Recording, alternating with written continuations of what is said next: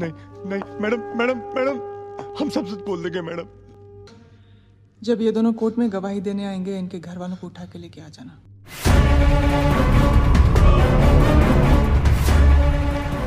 Halo cu, ketemu lagi dengan saya Opa Ji, pria in the hoy masa kini. Kali ini kita akan bahas alur film India yang judulnya adalah Dirsham.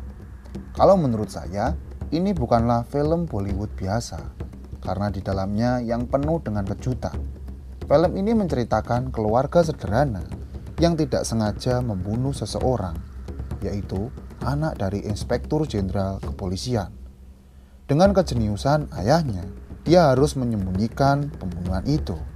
Jangan lupa subscribe dulu ya, dan nyalakan loncengnya. Simak dan tonton videonya sampai habis. Yuk, cus!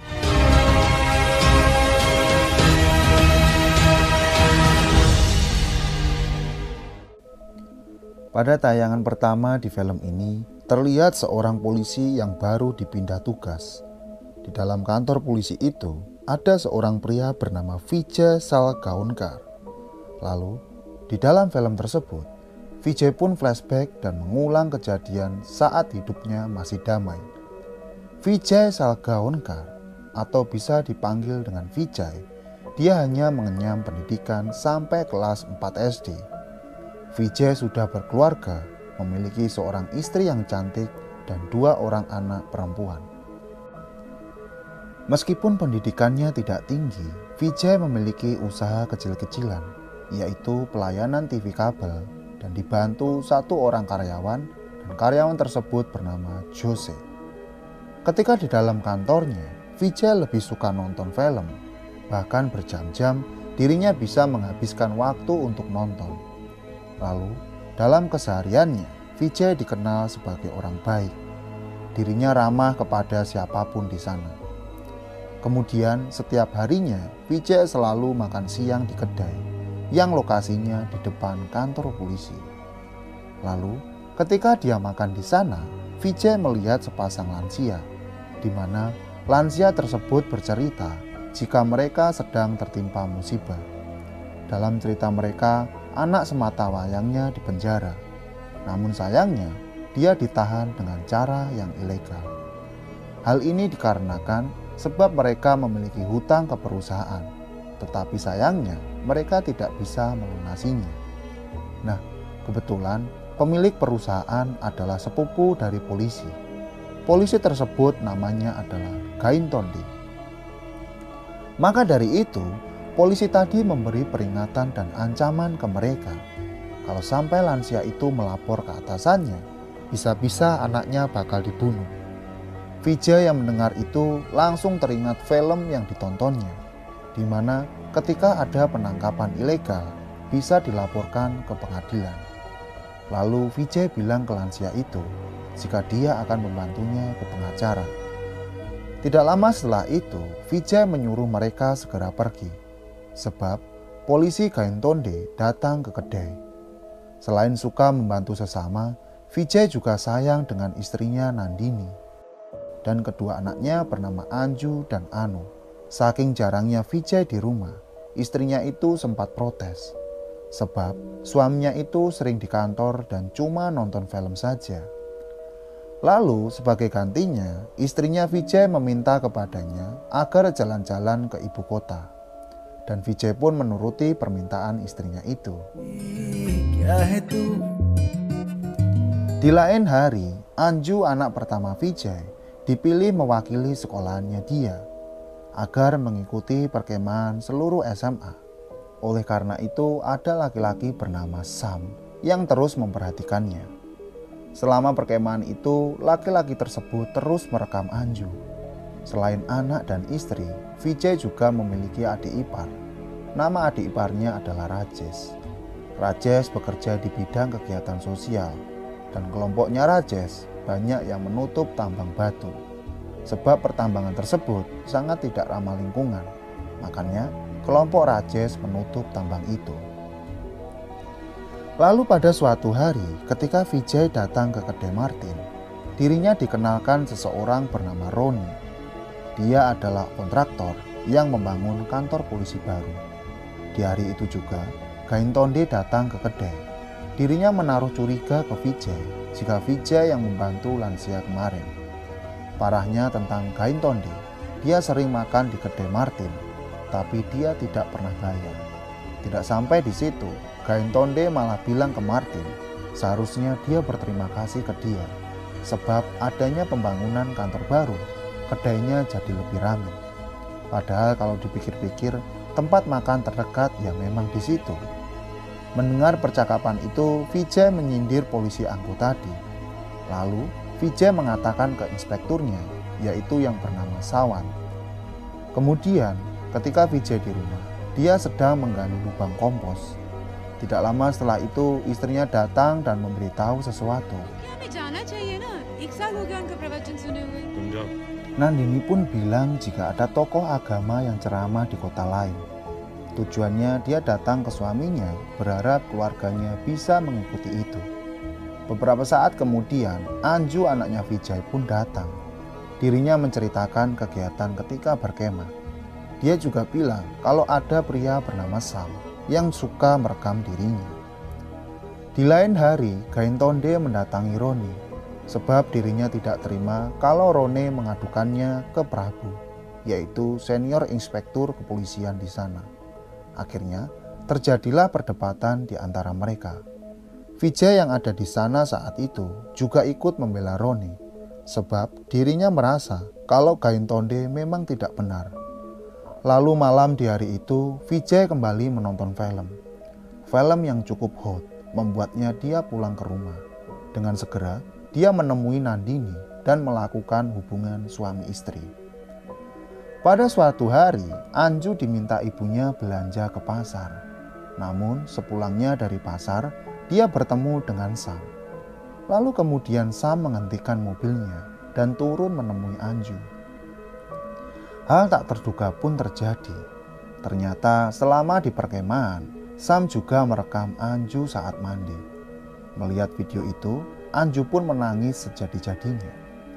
Kemudian, agar Sam tidak menyebarkannya, dia memberikan penawaran kepada Anju, yaitu Anju diminta menemuinya tengah malam, tepatnya di belakang rumahnya sendirian. Sepulang dari situ, Anju pun kepikiran terus-menerus.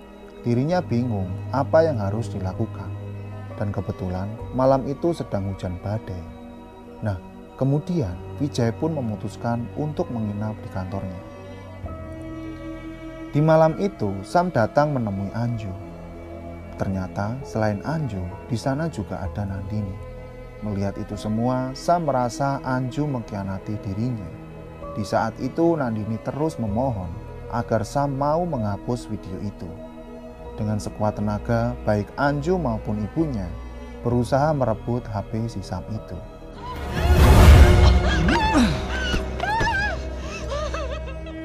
Tetapi apa daya, semuanya tidak berhasil sama sekali. Kemudian Sam memberi penawaran lagi, dirinya mau menghapus videonya asal Nandini mau melakukan apapun. Kemudian besok paginya, Vijay pun pulang dari kantor. Melihat keluarganya yang bersedih, dia pun kebingungan sendiri. Ternyata ada kejadian memilukan semalam. Ketika Anju mau memukul HP Sam, tongkatnya malah kena kepalanya. Dengan segera, Anju langsung memukuli HP Sam. Tetapi sayangnya, ketika Anju kembali melihat Sam, ternyata Sam sudah tewas saat itu. Dalam keadaan panik, Anju berusaha menghubungi Vijay. Namun saat itu tidak ada jawaban sama sekali.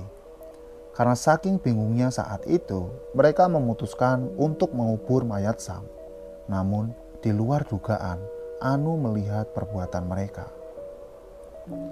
Kepada Vijay, si Nandini bertanya, apakah yang dilakukan itu salah? Namun Vijay menjawab kalau keluarganya tidak salah. Sebab kalau sampai lapor polisi, nasib Anju akan malang nantinya. Kepada mereka berdua, Vijay berjanji akan melindungi keluarganya. Lalu dirinya meminta agar semua barang bukti dihilangkan. Ketika SIM card Sam akan terpegang, Vijay teringat sesuatu di film. Kalau sampai terpegang, polisi akan bisa melacak sidik jari. Setelah itu, Vijay pun mengambil SIM itu dengan kertas. Kemudian Vijay meminta Anju dan istrinya di rumah dan tidak pergi kemana-mana. जब तक मैं वापस नहीं आ जाता कोई घर से बाहर नहीं निकलेगा किसी को फोन भी नहीं करना Vijay pun bilang ke mereka jika dia akan membawa pergi mobil Sam. Ketika Vijay akan membawanya, terlihat ada Gayentonde sedang memeras uang, yaitu minta bantuan ngurus paspor. Karena mobil Sam berbunyi, Gayentonde sempat melihat Vijay yang mana sedang memasuki mobil kuning. Ketika di perjalanan, tidak sengaja dia melihat banner, di mana di situ terpampang agenda ceramah yang dikasih tahu Nandini kemarin. Beberapa saat kemudian, Vijay mendatangi toko handphone. Di situ dia membeli HP bekas dan baterainya sudah terisi full. Tidak hanya itu, dia juga meminta karyawan toko untuk memasangkan SIM card Sam ke HP itu. Begitu HP nyala, terlihat ada SMS dan telepon di dalamnya. Lalu Vijay pun melaju ke tempat pemberhentian truk. Tidak lupa, dirinya membersihkan sidik jari di HP tadi dan membuangnya ke salah satu jok. Masih di hari itu, Vijay teringat perkataan Rajesh, di mana ada tambang yang sudah tertutup. Kalian tahu yang dilakukan Vijay? Dirinya langsung ke lokasi tambang dan menenggelamkan mobilnya Sam. Ada sedikit kekhawatiran dalam benak Vijay, sebab pada saat itu ternyata ada orang lain di pertambangan. Namun dirinya juga yakin kalau semua sudah aman terkendali. Kemudian pas malamnya, Vijay datang ke kantornya. Di sana dia bertemu dengan Jose dan bilang akan mengikuti ceramah 2 hari. Dalam percakapan itu, Jose merasa ada yang aneh dengan Vijay. Sebab Vijay tidak seperti biasanya, yaitu bersikap jauh lebih baik. Kemudian sesampainya di rumah, Vijay mengingatkan agar semua bersikap biasa saja. Dirinya juga tidak bilang kemana mobil Sam dimusnahkan. Kemudian, Vijay menyuruh mereka untuk mengemasi barang-barang. Sebab Vijay akan mengajak keluar kota untuk menenangkan kondisi mereka. Kalau sampai ada yang tanya, bilang saja mereka datang ke acara ceramah itu. Walaupun padahal acara itu sudah selesai sebenarnya. Setelah itu, Nandini memberitahu kepada Vijay jika Sam adalah putra dari Inspektur Jenderal Kepolisian bernama Mira. Seperti yang diceritakan di film, Mira memiliki sifat tegas dan kejam. Sedangkan suaminya Mira yaitu bernama Mahesh. Sebagai seorang ayah, dia mencemaskan di mana keberadaan Sam. Sebab sejak dari semalam, Sam tidak ada kabar sama sekali. Lalu si Mira bilang ke suaminya agar tidak perlu cemas dengan Sam. Karena yang namanya anak muda, jadi biarkan saja dia berkeliaran. Nah sekarang kita kembali ke keluarga Vijay. Keluar kota, Vijay dan keluarganya naik bus. Karena kernetnya kenal dengannya, maka Vijay tidak boleh membayar. Kemudian Vijay dan keluarganya datang ke acara ceramah. Namun acara sudah selesai digelar. Selama di sana, mereka menginap di hotel, jalan-jalan, nonton bioskop, lalu kembali pulang ke rumah. Sesampainya di rumah, Anju dan Nandini ketakutan melihat kuburan Sam. Vijay juga mengingatkan, jangan menunjukkan muka ketakutan, sebab itu semua akan membuat curiga yang melihatnya. Lalu saat itu juga, Vijay meminta nota apapun yang mereka beli.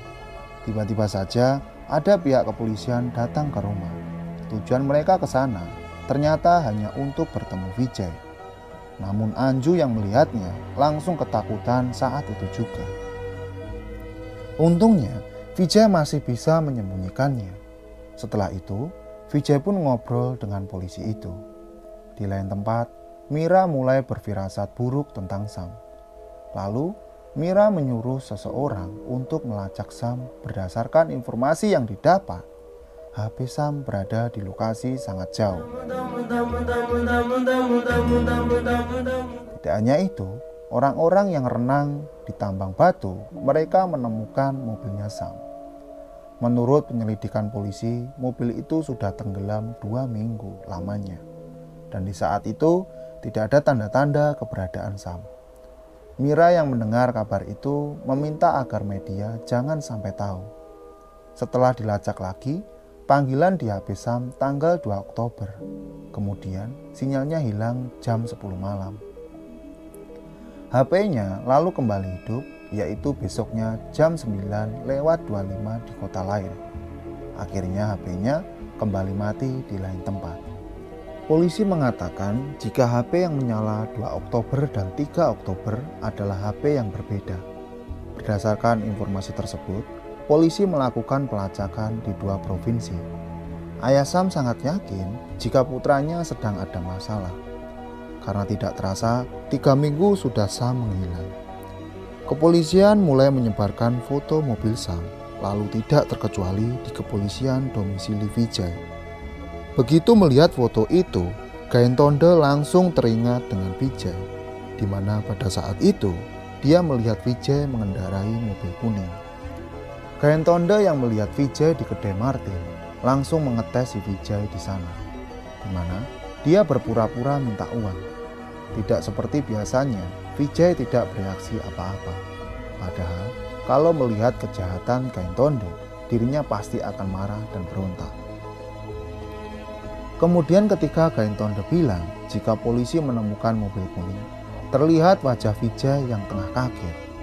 Mulai dari situ, Gayentonde melaporkan kecurigaan ke Syawan. Akhirnya, Vijay pun pergi dari kedai. Tetapi masih di masa yang sama, Gayentonde bilang ke polisi itu, jika Vijay adalah pelakunya, maka dia akan noleh ke belakang.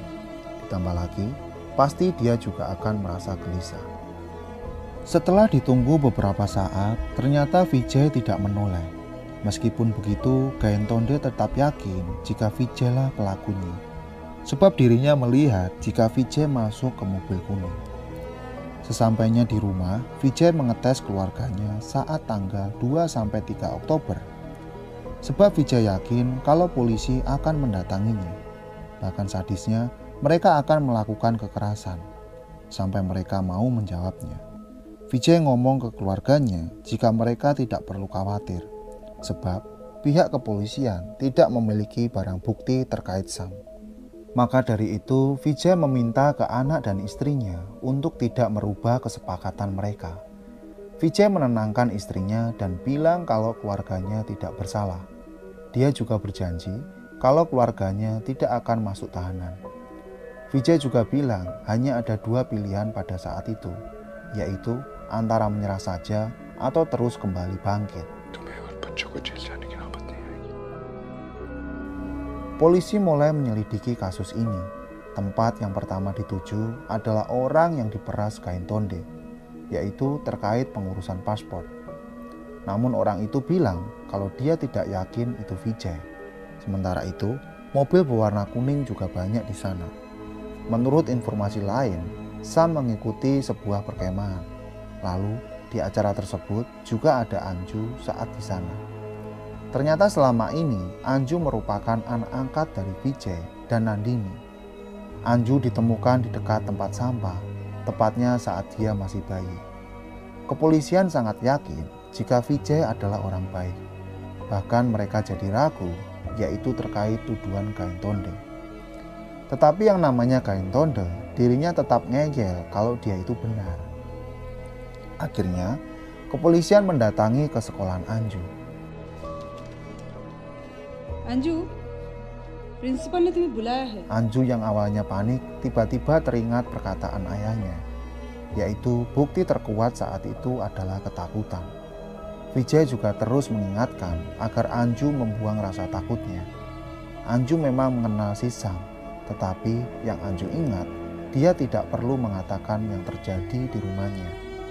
Akhirnya, Anju pun diinterogasi oleh polisi. Di situ mereka menanyakan apakah Anju bertemu dengan Sam tanggal 2 Oktober. Anju lalu menjawab tidak ke mereka. Namun Gayentonde ngetes kalau Anju sedang berbohong. Namun Anju tetap bersikukuh kalau dia tidak menemui Sam. Dirinya bilang kalau tanggal 2-3 Oktober dia keluar kota, yaitu menghadiri acara ceramah itu. karena tidak percaya Gaentonde ingin mengecek absennya Anju. Namun untungnya di tanggal 2-3 memang hari libur. Jawaban Anju pada saat itu benar-benar bisa menutupi ketakutannya. Akhirnya Anju pun kembali ke kelas. Setelah itu polisi menemui Nandini dan Vijay. Mereka berdua mendapat telepon dari sekolah Anju. Di situ mereka mendapat kabar tentang apa yang terjadi di sekolah Anju. Mereka juga bilang kalau tidak pernah melihat mobil berwarna kuning. Bahkan mereka bilang tidak tahu siapa Sam. Kemudian polisi menjelaskan kasus Sam. Polisi saat itu bilang Gaentonde melihat Vijay masuk ke mobil Sam. Dari situ dia yakin kalau Sam datang ke rumahnya. Saat tegang-tegangnya, Nandini malah ngomong keceplosan. Di situ dia bilang kalau tanggal 2-3 mereka tidak di rumah. Padahal polisi belum menyebutkan tanggalnya. Dari situ muncul kecurigaan para polisi. Namun dengan kecerdikannya, Vijay beralasan kalau mereka semua sudah diberitahu pihak sekolahan. Otomatis mereka tahu apa yang terjadi di sekolahan. Kemudian untuk menguatkan alasannya, Vijay bilang ke polisi bahwa Gaentonde hanya menuduhnya karena selama ini dia dan Gaentonde tidak pernah akur. Setelah itu polisi meminta Vijay menjelaskan kegiatan apa yang dilakukan keluarga Vijay, tepatnya yaitu pada tanggal 2-3 Oktober. Ditambah lagi dia menunjukkan nota-nota pembelian di hari itu. Kepada pihak polisi, Vijay bilang kalau mereka keluarga kelas menengah. Lalu mereka punya kebiasaan menyimpan nota, padahal mereka pergi di tanggal 4-5. Lalu bagaimana bisa keluar di tanggal 2-3? Tonton penjelasannya di video berikutnya. Bye-bye!